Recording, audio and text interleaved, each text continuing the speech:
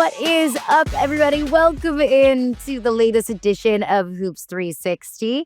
I'm Caroline Fenton. Cassandra Negley is here as always, and a very happy and warm welcome back to our girl, Ice Young. Cass is fresh off of the SEC tournament. Ice is fresh off of the Big Ten tournament.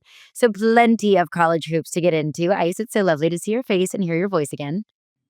Oh, I missed you, ladies. I feel like y'all are my girl group that I had to separate from. But I'm back. I'm happy to be back and happy to talk so much basketball, so many hot topics that we have to get to. It's a lot of things happening this time of year. I feel like I'm swimming through the... Who knew? March. Who knew it'd be such a crazy month for us here on Hoops 360? Like we mentioned, of course, we'll get into some college conference tournaments, what that means for the NCAA tournament now that Selection Sunday is just a few days away. But first, we have to dive deeper into what we've seen from the WNBA CBA negotiations over the past couple of weeks. Still no deal locked in. The proposed deadline of March 10th has passed. We're recording this podcast on Wednesday, March 11th, right around noon Eastern time. Things could change at the drop of a hat, but we will break down the latest that we know and everything that has happened in CBA talks over the last couple of weeks. So let's just break it down in day by day, hour by hour, because as these negotiations have been going on and stretched out over the course of weeks and months, we've gotten new news, it feels like, every single day. So last Monday, March 2nd, the league submitted a CBA proposal to the Players Union, which they proposed accelerating maximum contract eligibility for star players on rookie scale contracts. So we're going to go day by day, the latest that we've learned. But first, I want to touch on that. Cass, what exactly does that mean, and how could that affect clubs in their roster construction moving forward? Yeah, so for players on a rookie contract who win all WNBA first team or all WNBA second team, they're named to those teams, they can come off their rookie scale contracts sooner and sign a maximum deal. People from the WNBA side have said this is in response to allowing or helping players make more money quicker because they have shown that they are some of the elite players in the league by winning that. The specific examples given in this scenario was Aaliyah Boston, who will be able to sign a Supermax this upcoming year. Caitlin Clark will be able to do so the following year. So in 2027, that'll be huge for the Fever and their books. And then Dallas Paige Beckers will be able to do so the year after that because she won all WNBA last year. And then obviously, if this goes into effect, any rookie this year who is all WNBA, it will just continue kind of a year or two earlier. So important to know, because if this does go through, if this is a part of a CBA that does get agreed upon, like you mentioned, that's massive for the Fever's roster construction. That's huge for the Fever to stay under whatever salary cap gets agreed upon under the new CBA. So important thing to keep an eye on there. And then the next day. Yeah, go ahead. It changes, we're going to get deeper into all of this, but specifically for this offseason, it changes how they handle it in terms of who they sign, at what length, etc. I also want to throw out that as part of this, there is kind of what I call the Candace Parker rule. If you win MVP on your rookie scale contract, you could be similarly eligible for a Supermax deal. This is also the league kind of acknowledging those core designation rules in terms of what the players have asked for. So there are a lot of pieces to contracts and salaries that could change under this. I tell you what, on the other side of that, like as a player, a young player coming in, there's a ton of motivation there to understand that you can go in and exceed expectations and hit really nice peaks and then know that you're going to be compensated for that quicker, right? And we also sometimes don't know the length of careers. And so a player making this type of money, maybe if they only play 5 years in WNBA, is huge compared to what it's looked like. So I actually really am in favor of this kind of stature in the CBA. I like this structure. I will always be in favor of more money for more players. Like as much as players can capitalize on what they have done and what they achieved, I'm here for it. The only kind of hesitation that I have is just we need to figure that out so teams can build their rosters and build their books and build out what their plan looks like over the next 3 years.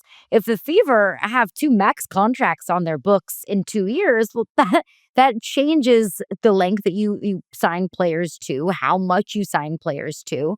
But yeah, I think we're all in agreement. More money is a good thing for these players, especially when they've earned it, especially early in their careers. So let's get back to last Tuesday, March 3rd. This is when things started to get a little weird, if they haven't already gotten a little weird in CBA negotiations. So Breanna Stewart and Kelsey Plum, it was reported that they wrote a letter to Union Executive Director Terry Jackson regarding concerns about how the union is handling negotiations. They said that there's not enough player involvement and players' voices are not being heard enough throughout the negotiation process. It was a 3-page letter that included, quote, the lack of adequate player involvement in the process.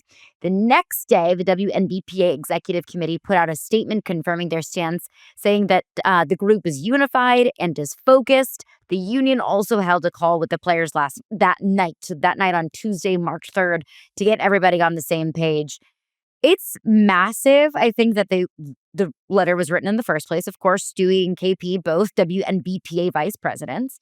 It's massive that it was leaked that this letter even was written and submitted to the Players Association.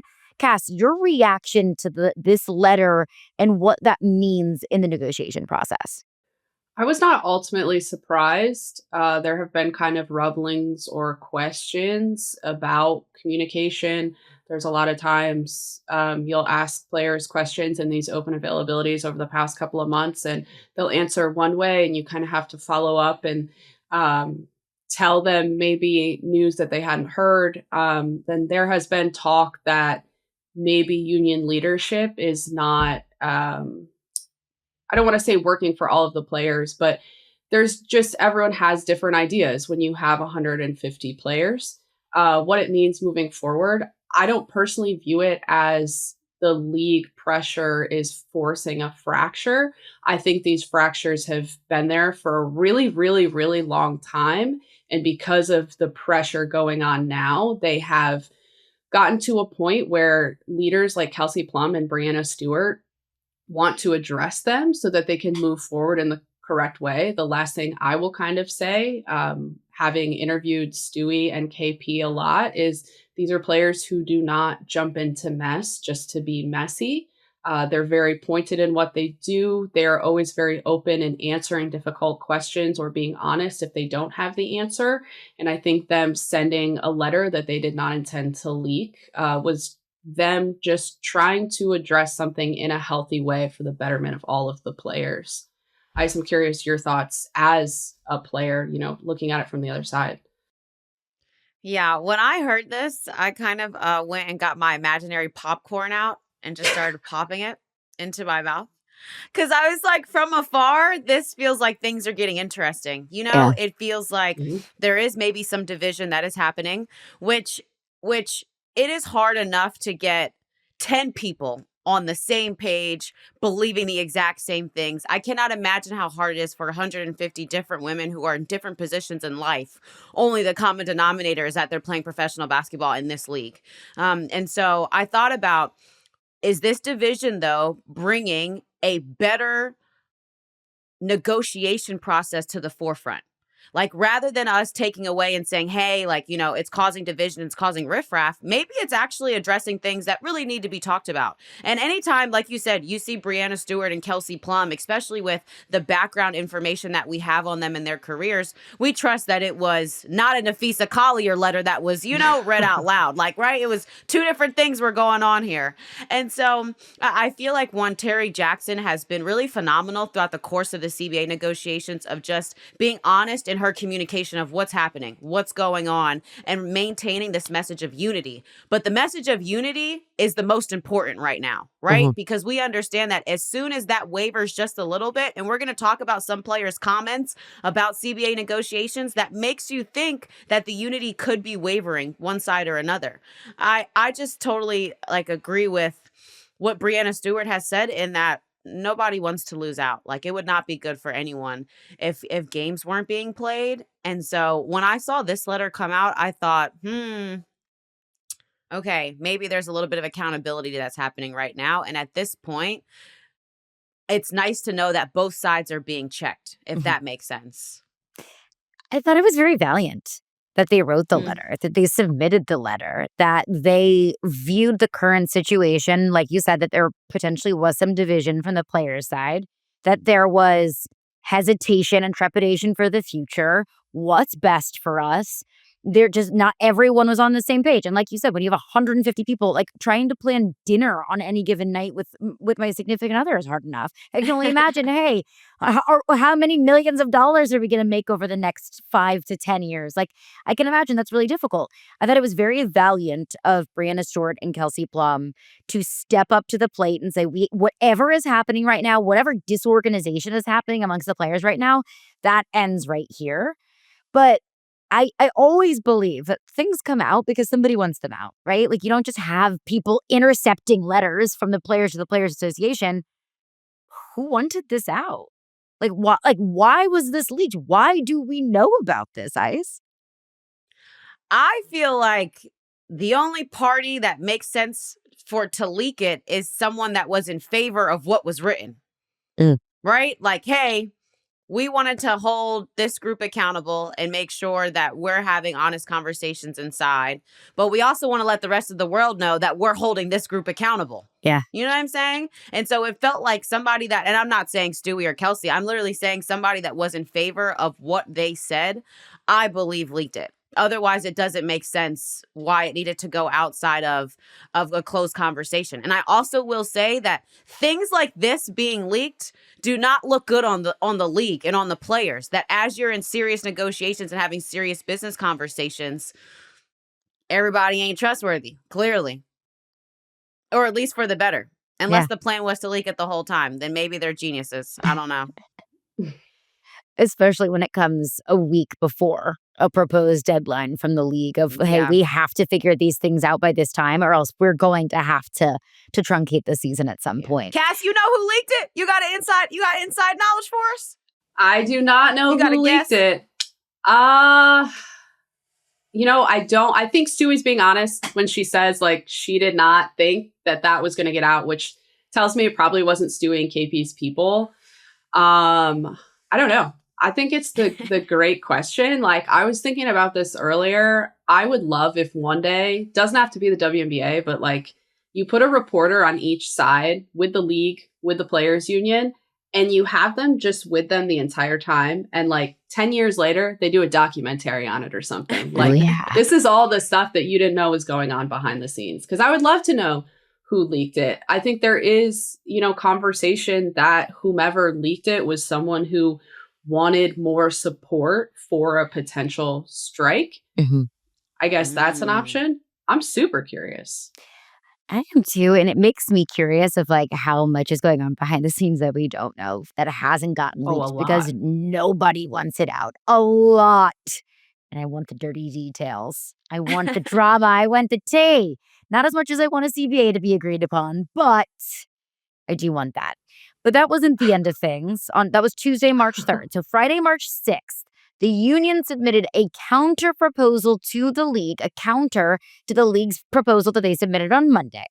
And then on Saturday, so the next day after the union submitted this counter proposal, Caitlin Clark and Breanna Stewart talked at USA Basketball. And Caitlin Clark said, I would say the biggest comments that she said is not even just the first comments that she's made about the CBA negotiations. As we know, anytime Caitlin Clark says anything about anything, it's going to make headlines. Caitlin Clark said, quote, I don't understand why we don't just get in a room and iron it out and shake hands. That's how business is. You look at each other in the eye, you shake hands, you respect both sides. For me, that's what I would love to see. And then Breanna Stewart said, quote, I think that would be great for us to all sit in a room until we really get it done. If that means sitting in there for hours and hours at a time, let's do it. Cassie, your reaction to some of those comments? I like it. Yeah, like my reaction is I think what a lot of people, including Ryan Rucco, put on Instagram. I agree. I think exchanging proposals the way that they have for the past 2 months isn't going to get the job done. All you're doing is putting on paper, like, oh, this is the little thing I changed. And then the other side goes, this is the little thing I changed. Like, you need to have people in the room, and you should have had this months ago, discussing what that looks like. If we move this bar a little bit, what does that look like for this thing over here? Okay, you really want this? You know what? We're going to give you that. But this is what we want in return. And I think, not to get ahead of ourselves, but that is exactly what we have seen this week with the longest, to our knowledge, bargaining session that has been over the past 17 months. And it seems like they are actually making progress instead of these little 2 to 3 hour meetings. And then they all leave and go their separate ways and exchange a couple of proposals that have a few minor changes in them. It's always better when you can get face to face, right? When you can just be direct, have the conversation, because then you get to feel tone and energy. And so you know where people are really coming from.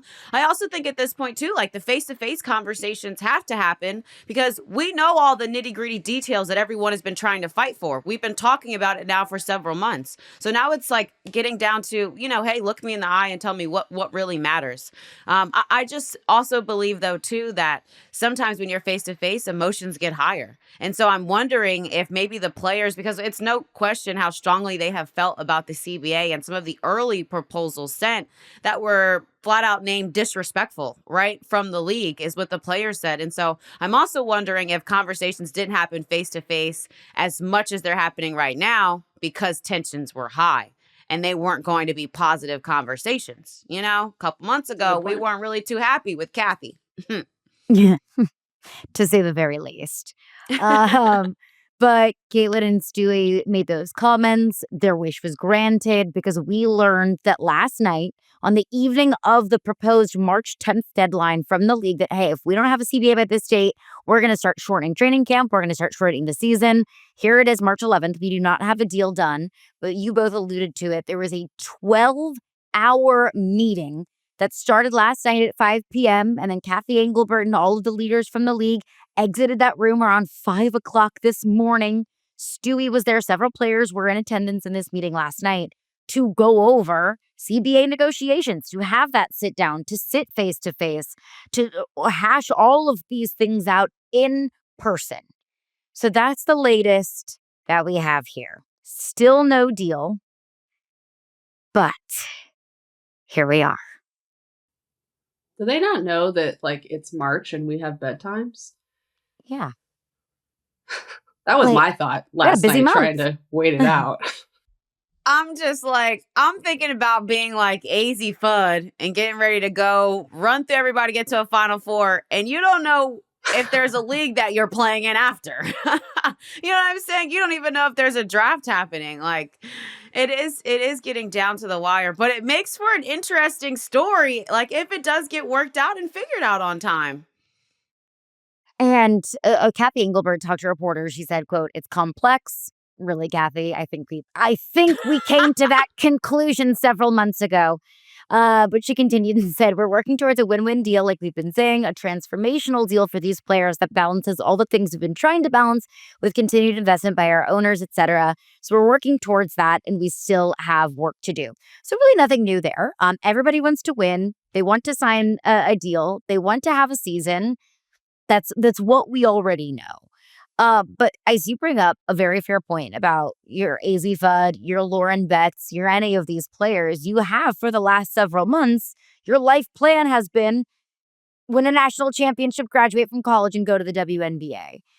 That's now in question. When will the draft be? Will there be a season? What do they do until from, Final Four graduation until the draft? It's kind of one of the many unintended consequences of all of these balls still being in the air, Cass. Yeah, we know when the draft is. It's the Monday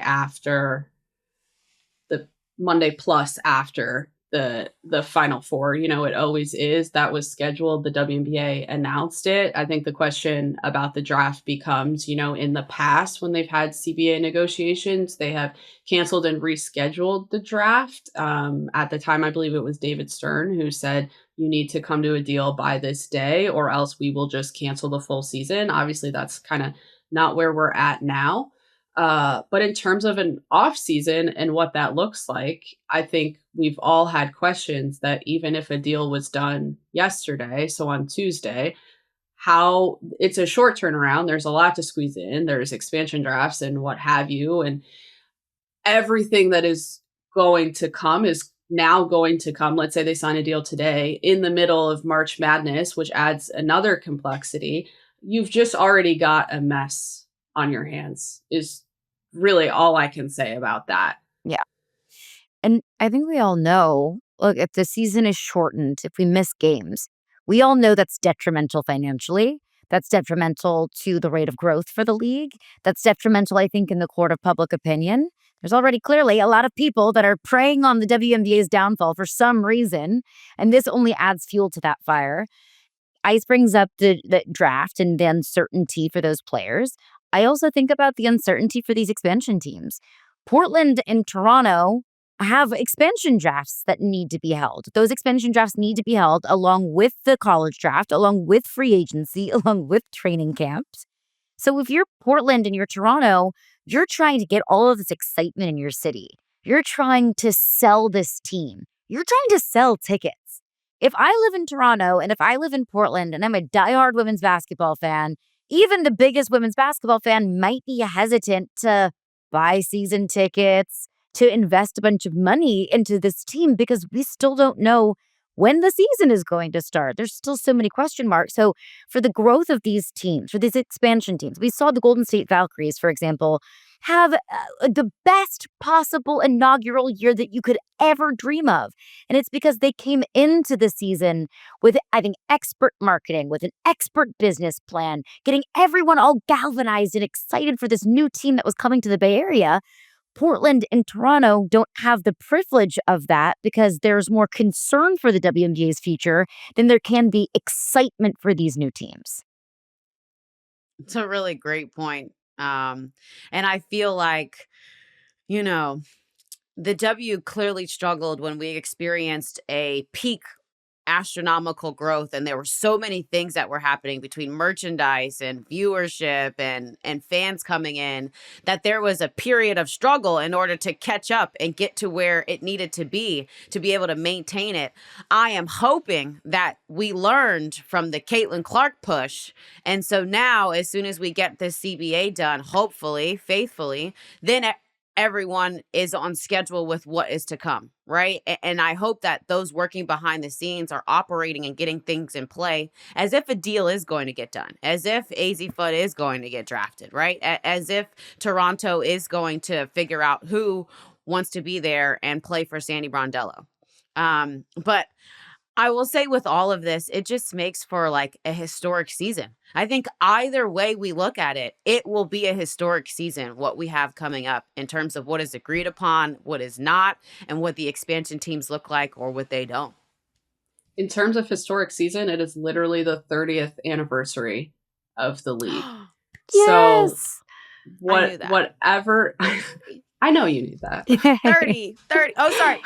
I think I always joke with you guys. I'm as old as the league. So when the league turns 30, I'm also turning 30. 30, flirty, and thriving. Oh, thank you. Maybe not feeling flirty and thriving if you're the W, but I hope you're feeling 30, flirty, and thriving. And to that point, Cass, like the league put a lot of thought into celebrating the 30th year. They had a celebration planned. We have Dallas and Indy on day 2 of the season. We have a finals rematch in Phoenix and Vegas on Saturday. They wanted to have like a 30-year celebration on day 1 of the league. All of those things. We're talking Dallas and Indy, the last 4 first-round picks. We're talking Paige Beckers versus Caitlin Clark. We're talking about Phoenix, Vegas, coming off the heels of a fun and gritty and physical WNBA finals. I want that. I don't want that to just get chopped off.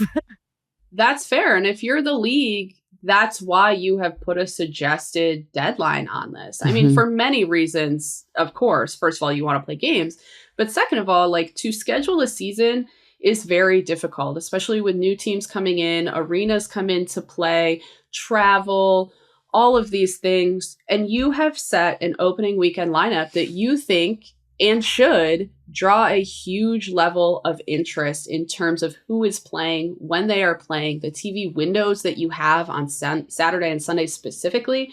Like, that matters. And if you lose that, if you have to drop that, the season start does not look and feel and enter into such a season the same way. Those things matter and can have a season-long impact. So if you're the league, this is very serious beyond just we need to make money. It's how can we enter the season in a right way that keeps us on the right track. Yeah, no doubt. How can we not just maintain this level of growth? How can we build upon this level of growth? How can we deliver on the newfound popularity? How can we attract more fans? All of those things should be at the top of the WNBA's to-do list, but it can't be at this point, because at this point, it's just, can we play games? Like, can we agree to a contract or an agreement that makes sense for everyone involved? Of course, we'll keep everyone updated with any news that we get on the WNBA CBA. But before we move on to some college thoughts, Ice, Cass, any final CBA thoughts? Any final predictions or opinions on what we've seen over the last couple of weeks? I predict that there will be another deadline given, and that this new mode of conversation of being in person, face to face for days at a time is going to continue. Like, I have faith that progress was made, but I just really believe that it needs to continue in terms of the conversations that way. And then I think another deadline will be given to say, okay, if it's not done by this, then it's over.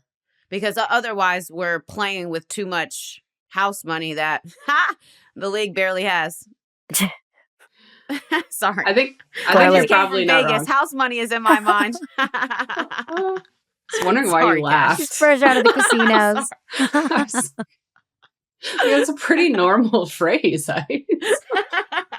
I'm delirious. I did a red eye. I came from Sin City. I'm sorry. It just made me laugh. I get that. You get passes now because red eyes are not fun. Red eyes are the worst. No.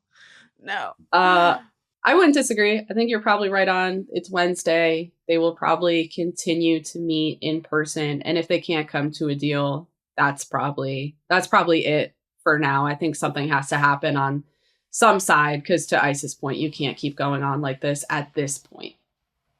What's the WNBA related conversation when everyone's together at the Final Four? Like, are we talking about a CBA still not agreed upon? Like, are we talking about, thank goodness all of that is behind us and we can finally just look ahead to all of the fun things that this season is coming to? Because we're less than a month, we're like 3.5 weeks away from the Final Four. What are we going to be talking about? I hope it's the draft. I hope it's the draft, because I think the beauty about when the draft happens, like Cass said, that next Monday, is that it plays off of all the momentum of the Final Four. And so you want that momentum. You don't really want to halt that. And then people say, all right, well, I'm going to continue watching my favorite college player in Lauren Betts, but where am I going to watch her? How am I going to watch her? How can I stay tuned in? And then you lose that fan. I still think the W's main market is pulling from the college fans that love their players to continuing when they play professionally. So I'm hoping that we're talking about the draft and hyping people up for that. And they've done such a good job of that in the past year or two, actually taking advantage of college fandom. We have seen viewership go up for the draft every year, which is honestly wild, because all you're doing is sitting there listening to names being called. I hope it feels like a regular Final Four and we are talking about the draft too. What I will say, though, is I just came from the SEC tournament, and a lot of us are talking about how awful the next month is going to be, because there's so much to do on both sides. So I don't know. Hopefully it all looks easy. I hope it does. I'm going to say that there is a CBA in place by April, 5th, 6th, 7th, whatever the exact date of the Final Four national championship is. I think there's a CBA in place. I think we're talking about potentially, okay, maybe we'll have a shortened training camp. How are they able to all come together as a cohesive unit in a shortened training camp? Because I'm hoping shortened training camp means that we don't have a shortened season, that we all get to watch night 1 of the league as scheduled on that Friday night, that we're all sitting down and watching Paige Beckers and Caitlin Clark, that becomes the most watched WNBA game in history, and that we all hold hands and ride off into the sunset. That's my vision, I hope. I mean, I feel like it's a little realistic, at least a little bit. I don't know. I remain cautiously optimistic, though, based on this is what we love about you. 6 months. Yeah, we'll be glass half full, but we'll talk next week if we still don't have anything decided upon. Cass brings up that she was at the SEC tournament. Ice just got back from Big Ten tournament, so let's transition into some college hoops coming up next, our biggest conference tournament takeaways. I think the biggest topic of conversation that's coming out of conference tournament weekend is after we've spent months and months and months out talking about UConn, the number 1 team in all the land, UConn, the team to beat, UConn, the number 1 overall seed. After UCLA absolutely clobbered Iowa 96-45, a 50-point victory over a top 10 team in the country in a conference tournament championship game, it's causing some people to rethink those things a little bit, and rightfully so. Ice, you were there. You were at the Big Ten tournament. What were some of your takeaways? And after watching UCLA destroy Iowa the way that they did, does UCLA deserve to be the number 1 overall seed? Oh, my goodness. Okay. I'm not going to lie.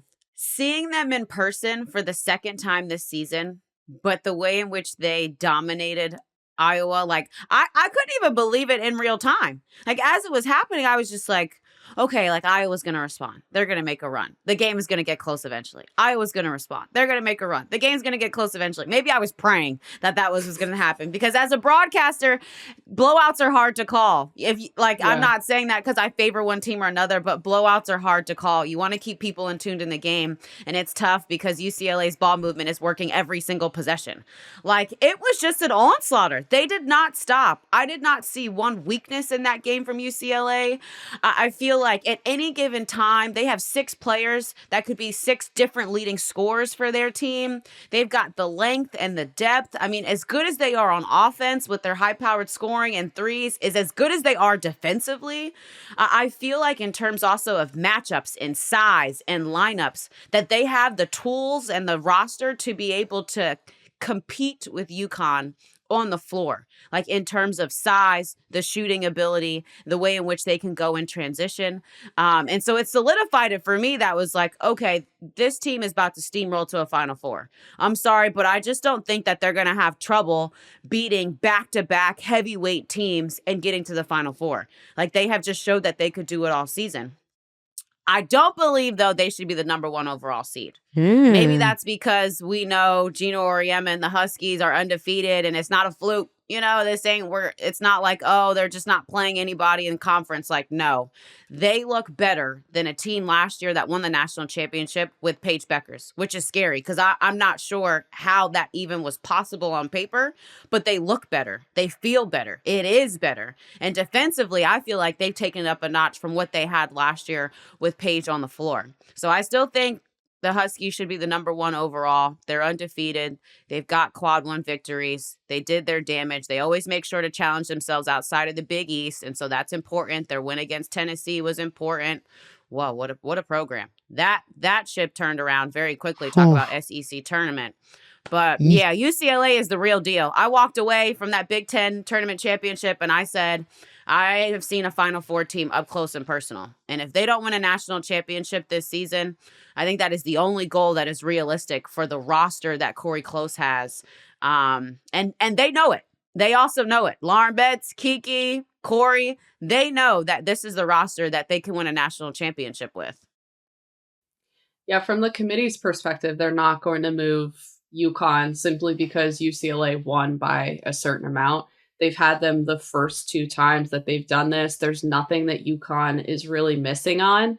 We've talked about the mock selection that I was at, but one thing to point out is the regional rankings. These are 2 teams that, as odd as it sounds, are in the same region when it comes to the mock conversation story of it.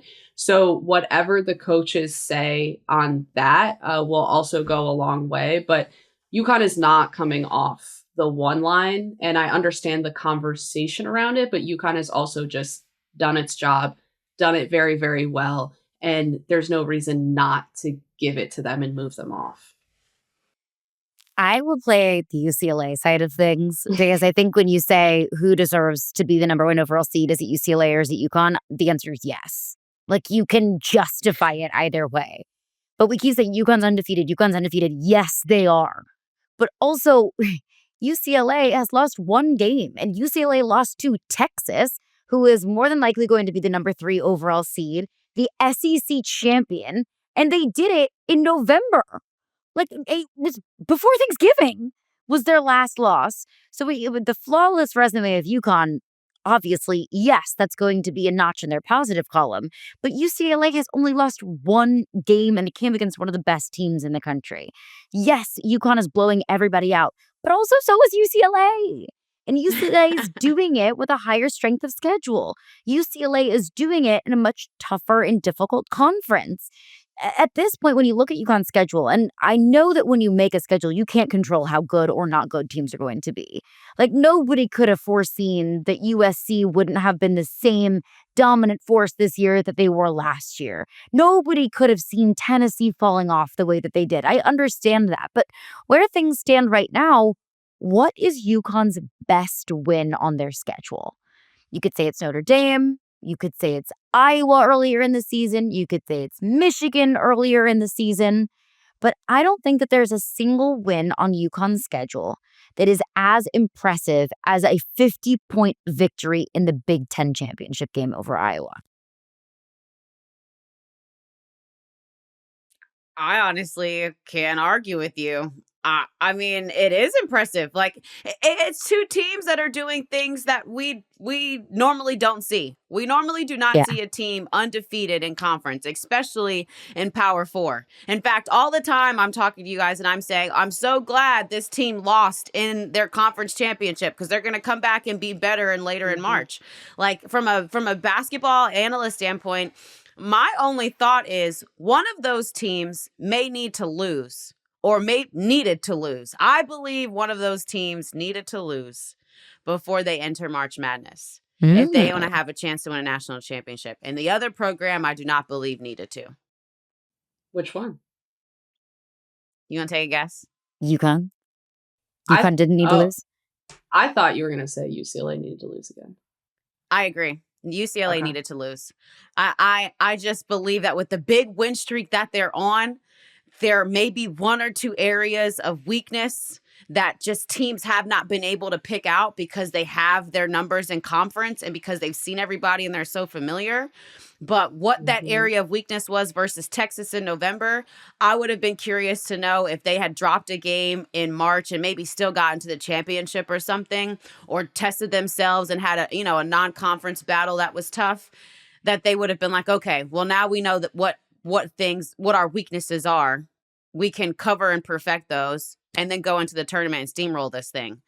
And I'm just wondering if they get punched in the mouth in the tournament to somebody who's not going to let up. Will they be like, hold on, last time we were losing a game was November, Thanksgiving. We haven't been here. Are they going to have the response? So yeah, I think my bold prediction was like, UCLA might be better off losing a game before they start March Madness, because otherwise I just wonder if the pressure too may get to them a little bit, that like, you've been basically undefeated all this time. Do you know how to go down at the half in a Sweet 16 game unexpectedly and like be able to respond? Now, I do think they can. I do think they are one of the most mature groups in the country, but I don't think UConn needed to lose. I think they could steamroll this junk just how it is. For real. That is such a Gino benefit of the doubt that he has earned and deserves. Yes. The Gino benefit of the doubt. I love that. Yeah. We need to put that on a t-shirt. I agree completely because, to your point, UConn has been here, done that. There is a legacy in the program. They've had undefeated seasons. Corey Close herself told us a couple weeks ago she respects that UConn plays the non-con that it does, and then they enter the tournament and they just roll through people and win a championship. Like, that takes experience. The one thing I want to add to this conversation, just to remind listeners, I guess, if you are the number 1 overall seed, you are placed in the regional that makes sense. For that type of conversation, it doesn't matter. UConn can go to Fort Worth.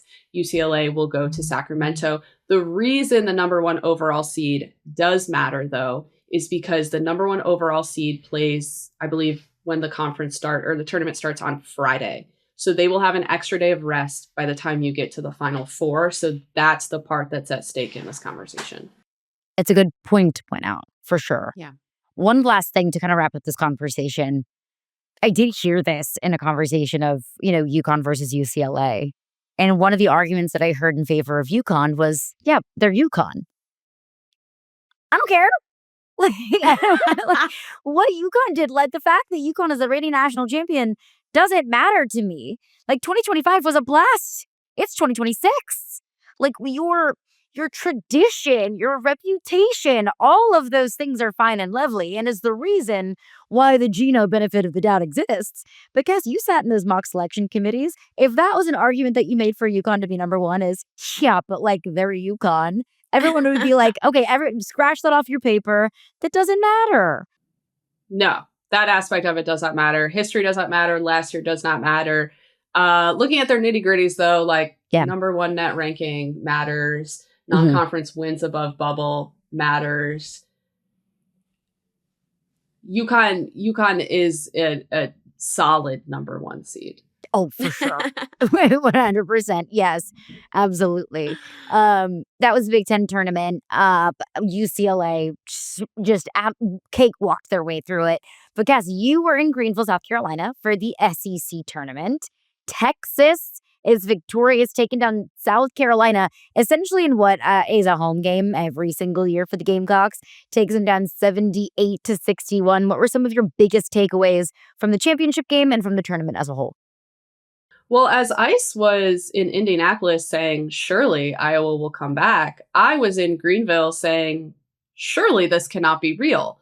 I had Texas winning. I'm not surprised that Texas won the tournament. I think this is a very solid team all around. This is a team that kind of has leftover business from last year. They've played South Carolina a lot. Not surprised at all by that. South Carolina going down 14-0 in the way that they did, A, absolutely decided the game.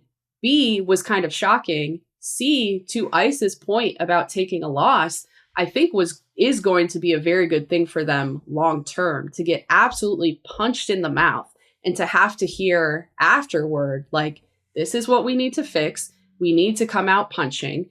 3 games in 3 days is not an excuse. This is what needs to happen to win a national championship. So good game by Texas, solid all around. Yeah. I kind of wrote about, actually, Ice would love your opinion on this. Because okay. I think there are a lot of people, I know that there are a lot of people who don't like watching Texas. They find them boring. They don't shoot threes. They don't pull up in transition. They're just bread and butter basketball. And I asked some of the players about this before they won the title, and they were like, yeah, okay, whatever. They kind of had these funny quips. I think Rory told me, we're ketchup and mustard. We're not relish. Madison was very clearly you don't get, I asked her and she just looked at me and she goes, you don't get cool points. It's not like they're extra points to be had. That sounds like that came directly from the mouth of Vic Schaefer. Well, that's what Rory told me, because I listed everything that people had told me. And Rory was like, yeah, Vic says this all the time. Yeah.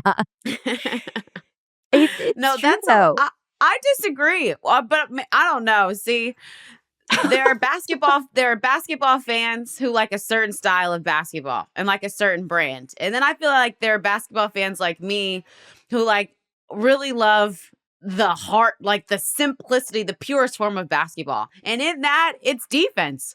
In the purest form of basketball, it is defense. It is having the ability to stop anybody in front of you from scoring the basketball. And then, I believe in the way in which they play, the pace, the way in which they attack the basket, throw it inside. It's awesome. You have Madison Booker, who can pull up on a dime from anywhere. You have a point guard in Rory Harmon, who's feisty, who's one of the best defenders in the country. country at her position. Like, I don't see how you watch Texas and get bored. I'm sorry, praise the Lord, hook 'em horns, I believe is what they say out there. But I don't know. Yeah, I don't know how you could say that. But it's so funny how one game and the difference between a win and loss can propel teams differently. Like, yes, I believe the rest of the country now is upset because you see South Carolina on your bracket, you know they're coming for blood. Blood. You know they're coming for blood. Like that loss is going to sting, and it's going to sting enough until they get to the Final Four. On the other side for Texas, I believe that gives them all the momentum and confidence to go and get some blood. And like, I feel like they'll get to the Final Four based off of knowing that they have beat heavyweight teams back to back to back games and manage that, knowing that they can win in different ways. I think Vic Schaefer doesn't get enough credit that even sometimes when Texas doesn't look good, they find ways to win. It'll look 4 different ways in 4 different games, but then they're still out of Final Four at the end of the day. So I feel like those are 2 teams that I have in my Final Four. I have believed all season that Texas had the roster. They were there last year. I believe that they could get back. And then I don't think Dawn Staley is just not getting to Final Fours at this point. You've really got to shock the world in the Elite 8, I believe, and catch them on their worst day, and you have your best day for her to not get there. So I think it's 2 teams that are now propelled in different ways to experience success, and I'm looking forward to it. I'm also looking forward to seeing the 2 seeds that are in certain areas under some of these 1 seeds, because I do believe there is a drop off with a number of the 2 seeds that we are going to look at. And so I think that there could be some 1 seeds that are like, yeah, we had to beat a heavyweight and a half to get there, not 2 full heavyweights, you know? Yeah, it's a fair point. Yeah, we're going to have a lot to talk about next week. So I think let's dive into the 2 seeds then, because you're going to have LSU and you're going to have Vanderbilt, and Vanderbilt came out and put out a dud. That was awful. Michaela Blake's going 0 for 10. Aubrey Galvin can't get anything going. And then eventually Shea Ralph earns her first ejection and then doubles down in the presser and goes, yeah, I said what I said. They weren't listening to me the first way. They want to throw me out, and they did. I love that, first of all. I love that from Shea Ralph. She was like, well, you already kicked me out. So what are you going to do? Kick me out of the press conference? Like, keep doubling down on it. If we're going to look at some of the 2 seeds, I mean, Cass and I were talking about this earlier. If you're LSU, all you're doing is saying, God, if you're listening, please don't put us on the same side of the bracket as South Carolina. Because they, I don't know if it's mental. I don't know if it is like there's someone who has a voodoo doll that's sticking it into a Kim Mulkey look-alike voodoo doll with sparkles and feathers on it. They literally cannot beat South Carolina to save their lives in the regular season or in the SEC tournament. I mean, LSU's feeling themselves. They just beat Oklahoma by 42 points. And then they lose to South Carolina the same way they've done it 15 times before. So if you're LSU, you're like, please, I'll do anything. I'll play UConn. I just don't want to play South Carolina. I'm cracking up because I'm just like, we're stealing your players and we still can't beat you with the players we stole from you. And she Dawn did. Mylasia Fulwiley did so much too. She was a leading scorer against South Carolina. Yeah. I am happy to see how she is playing the game right now. You know, there was a number of us who didn't maybe agree with the fact that she transferred or felt the frustration on Dawn that Mylasia wasn't getting along with the game plan. But it is good to see her at this point in the season look like Mylasia Fulwiley in postseason because she did look very good in that game. Also, just going back to Shea Ralph real quick. After the ejection and then the post game, my first thought was, tell me you come from Gino without saying it. Because it just gave Gino oriometry. Yeah, I said it. And we're good. But and I'd say it again. Cass and Caroline. Right. And I'd say it again. Before the SEC tournament, someone had asked me what a sleeper pick was for the Final Four. Ooh. And I gave Vanderbilt. I was like, Vandy. I said, I think Vandy can score. They play a good style, blah, blah, blah. But I was like, how they handle the SEC tournament will tell me if they're ready for the moment or not. I don't think they're ready for the moment. I think this team might get to a Sweet 16, and that would be very good for what they put together, having a freshman point guard. but I'm not so sure that they're at the point yet where they can handle this high level of basketball that you need to come with in the tournament. I just felt like the way in which they lost to Ole Miss wasn't good. Wasn't good. Yeah. So I was high on them, and now I'm not. And Vandy's a young team. Caleb Blakes is a sophomore. Aubrey Galvin is a freshman.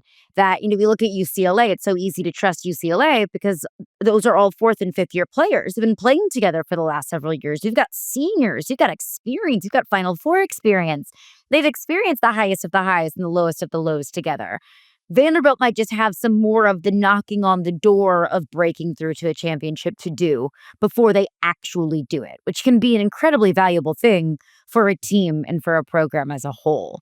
And one last note on the seeding of things. The SEC tournament, obviously, as we mentioned, Texas takes down South Carolina.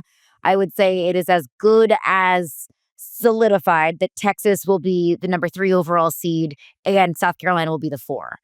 What that does for their path. Because I don't think what we talk about enough in March Madness is whose side of the bracket are you on? What's your path to a Sweet 16, Elite 8, so on and so forth. Now that Texas has solidified essentially the number 3 overall seed, they go to Fort Worth. So they're sleeping in their own beds in Austin, and then they drive what? How far is Austin from Dallas? Fort Worth, like a couple hours? It's going to be a home game there for Texas. So they get the comfort of staying within the state of Texas within a couple hours of a drive of their fan base, while South Carolina has to go to Sacramento. They're going from the Eastern time zone to the Pacific time zone. That's an all day long flight. Like that path is so much more advantageous for Texas now versus South Carolina. To Ice's point, excited. One game can completely change your trajectory for the next month. Totally. They don't call it madness for nothing. Cass, do you know where you're going yet? Do you know what region you're going to yet? No, not yet. Okay. I'll be in Dallas, friend, just in case you wanna meet me. I'll try and make that push. I'll be here. Love it. So if anybody wants to go over to my house, you're invited too. You can come join. I can't. I have a job, unfortunately. I have my job that has to keep me here. But if you guys want to come over to my house, Charlotte's lovely this time of year. Yeah. Charlotte is nice. This time of year. You can over, but we're FaceTime me in. Nobody have any new inside jokes about me, okay? Just let me know whatever they are. Keep me up to date with everything. I think another massive outcome that we had in some conference tournament games was West Virginia winning the Big 12 tournament after losing to TCU in a pair of heartbreakers in the regular season. One of those games they lost by 1 point. Now, West Virginia, they break through. They beat TCU, a top 10 team in the country. They win the Big 12 tournament. Now, what could that mean? As we talk about one single game that could change your entire trajectory, now, Cass, we could see West Virginia as a host site. Yeah, press Virginia. Their defense is always peaking this time of year. They're like a swimmer, just making sure they're getting good at the right time. I believe, though, I don't have the stat in front of me, but I believe they haven't won a first-round game in a number of years, or they haven't made it out of the first weekend. Is that what it is? Let's see. Discuss amongst yourselves. That'll be huge for them to be at home. It would be huge. I was gonna say you cannot overstate enough how sleeping in your own bed and then going to play in the NCAA tournament is such a luxury. I put that into perspective for us as a player. Knowing you get to stay home, you get to sleep in your own bed, you get to cook in your own kitchen, you get to come to your own locker room, your parents get to come see you, or your fans that you are used to on a regular basis. What does that do to your psyche?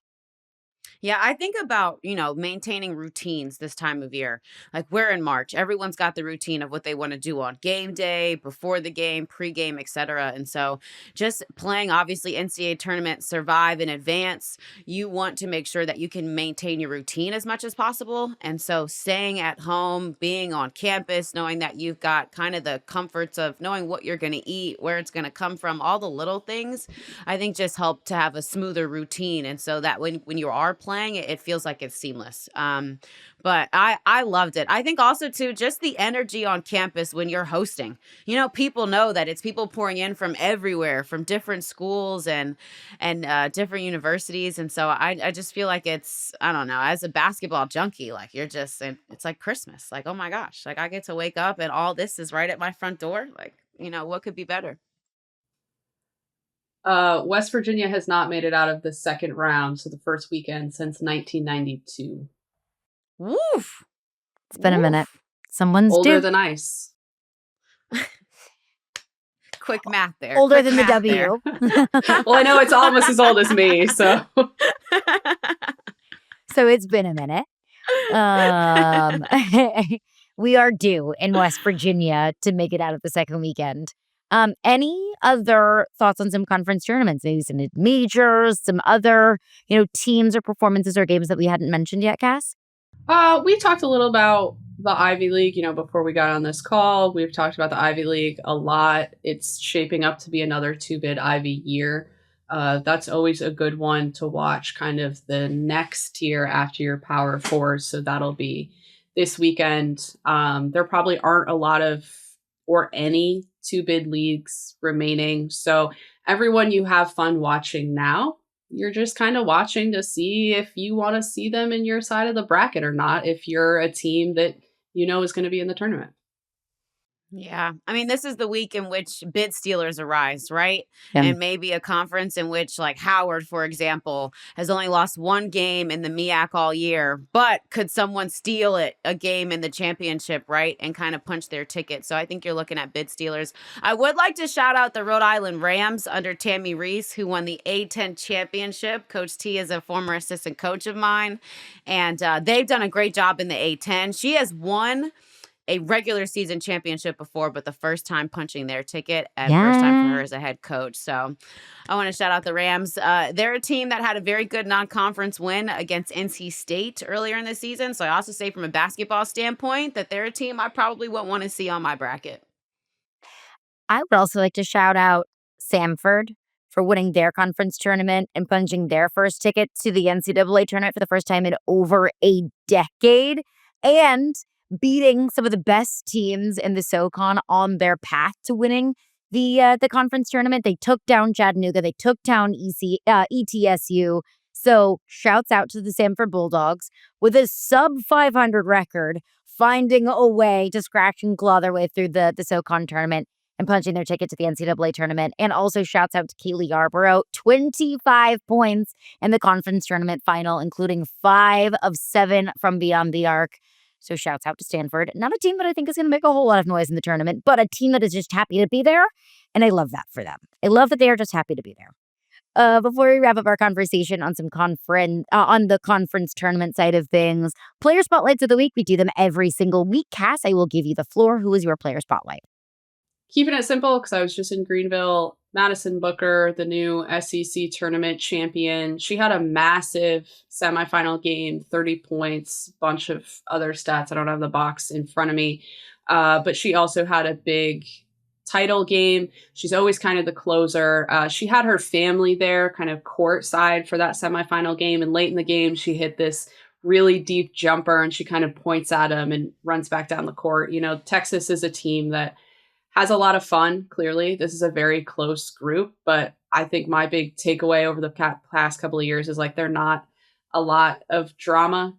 They're just kids out there having fun a lot of the time. And so Madison Booker is entering the tournament on a hot run here. Oh, we love Book. We love Book this time of year. She's so good. So good. I'll say with that, kind of a player that sticks out to me is Gianna Neepkins for UCLA. And UCLA has so many weapons. I mean, they're expected to have 6 WNBA draft picks on the team. But Neepkins is one of them. And I believe she'll be a first-round draft pick. But just in watching the Big Ten championship and what she's able to do, I mean, this is a player that scores. She averages 50% from the field, 40% from three, and 90% from the free throw line. Like, those are numbers that you wish players would average, and like coaches would say, hey, be a 50, 40, 90 player as a goal that they never really believe you're going to get to. Like, she has been shooting those percentages all season, averages double figures for the Bruins. So aside from the Kiki Rice and the Lauren Betts of it all, I think Neepkins is a player that could be the X factor for them down the stretch in March Madness. I'm going to continue our theme of not the deepest of cuts. I always try and get like fun and creative here. Keep it simple. Sarah Strong. Like, so creative. I just feel like Is she good? Shocked. Sarah, so she plays for a team called UConn. That's the University of UConn. Yeah, Which pretty means good. you can. UConn, you can. Let's go, Huskies. Sarah Get ice Strong. off a red eye more often. Is that the secret? Red eye ice is the best. I don't know. We'll just have Running to on shake fumes. her awake on any given night. Like, That's no, a you only get 3 cocktail, hours red of eye sleep. ice. But Sarah Strong's the player of the year. Sarah Strong's the best player in the country. Sarah Strong is inevitable. Sarah Strong is absolutely insane. And against Creighton, she dropped 23 points in 25 minutes and hit 4 from 3. That'll do it. Awfully efficient. So don't need to get too creative there. Sarah Strong deserves flowers. Breaking news, hot take, you heard it here first. You want to talk about 50, 40, 90? Sarah Strong is a couple of free throws from 60, 40, 90. Crazy. That's insane. Crazy. That is it really is. We have just become, and I'm guilty of it too, we've become so accustomed to and used to greatness and perfection from the UConn program and UConn individual players that it's almost like, oh, they did something insane, like just another day at the office. And they've set that standard. Like seeing, like someone showed that AZ has only missed 10 free throws in her entire college career. She is 120 from 130 at the free throw line in her entire college career. Like, what? You know, that don't even sound real. No. What? I appreciate we don't talk about it. her. Me too. Also, Love just wanted to highlight too Madison Booker's NIL deal with Nike and Kevin Durant. Yes. Like, sometimes the best deals are just the most basic ones that are like a duh. And she wears Kevin Durant's number. She's long time said that he's one of her favorite players, if not the favorite. And obviously both played at Texas. And so I saw that and I just was like, come on, Book. Like, I feel like she's really solidifying herself. Yes, her game like solidifies herself as one of the best basketball players collegiately that we've seen. But now I also believe that her superstardom is coming. Like, she's about to reach that level where she steps into her own a little bit more. I'm excited for Book. And that's what March is for. I'm going to throw out one more Texas player on that note. We talk about entrepreneurship. Justice Carlton has a cookie business. This has been said on ESPN and whatnot. Some of us were able to try the cookies, and they were genuinely very, very good. What kind of cookie did you try? What flavor? I had cookies and cream, which was really good. There was like a chocolate sandwich cookie in the middle. A friend of mine had Cookie Monster. And she said what I was thinking, that like the blue kind of makes me nervous because you never know how, it can be like overly sweet. She said it was delicious, like amazing. I love that. Come on, Justice. Come on, women in STEM. Let's go. Yes. Oh, I love that. So fun. I'm waiting for me and Ice's. Whatever cookie you brought back for us. I think she does orders. I was looking into it. So I'll send you guys cookies. I'll make my order for the Dallas region, and then I'll get that at the Sweet 16. Yeah, just need them to win the first 2 games is all. Trust him. But it won't be too long before we see each other in person. Because normally our pods drop in the middle of the week. You do not have to wait that long this week because we've got you covered. Coming up on Monday, March 16th at noon Eastern time, the Yahoo Sports Tournament Bracket Live returns to discuss the women's tournament. So myself, women's basketball reporter, our very own Cassandra Negley, as well as analyst, former professional basketball player, our very own Ice Young, and women's basketball writer and podcaster Jordan Robinson will be live in person in our New York City studios to discuss everything that you need to know as you fill out your March Madness brackets. We'll give all of our reactions to Selection Sunday right on Monday afternoons. We'll be streaming live across multiple platforms.